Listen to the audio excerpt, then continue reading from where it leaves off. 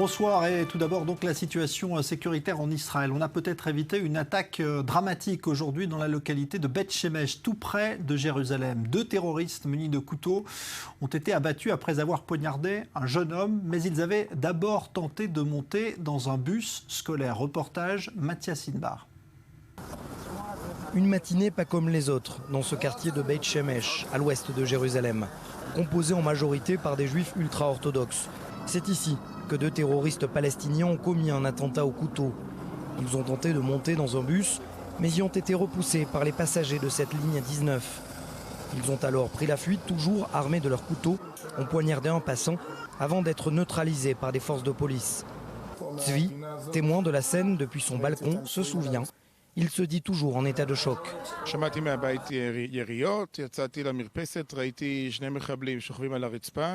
J'ai entendu des coups de feu, je suis sorti sur le balcon et j'ai vu 2 terroristes au sol.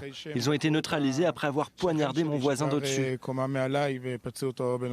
Les forces de sécurité sont arrivées trop tard après avoir été prévenues de la présence de gens suspicieux.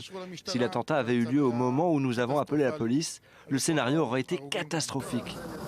Et voici ce que portait l'un des 2 terroristes. Un t-shirt à l'effigie des Ezedim El-Qassam, branche armée du Hamas. Le deuxième est un ancien prisonnier jugé pour activité terroriste.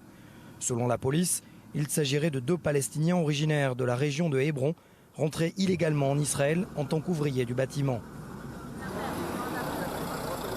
L'un des témoins nous a raconté que les 2 terroristes ont attendu ici pendant 40 minutes. L'un d'entre eux tremblait de la sorte avant de prendre la fuite et de poignarder un passant, et ce, à quelques mètres d'une synagogue.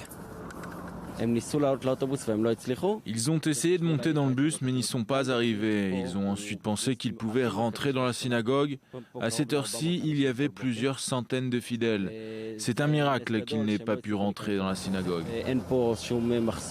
Il n'y a pas de barrage à l'entrée du quartier. C'est assez isolé du centre. Nous sommes à une dizaine de kilomètres du mont Hébron et c'est très facile pour eux d'arriver ici. Il y a plusieurs jardins d'enfants autour de la scène de l'attaque. Quelques heures après cet attentat, plus de patrouilles policières sillonnent ainsi les rues de la ville. Pas suffisant pour rassurer les habitants du quartier.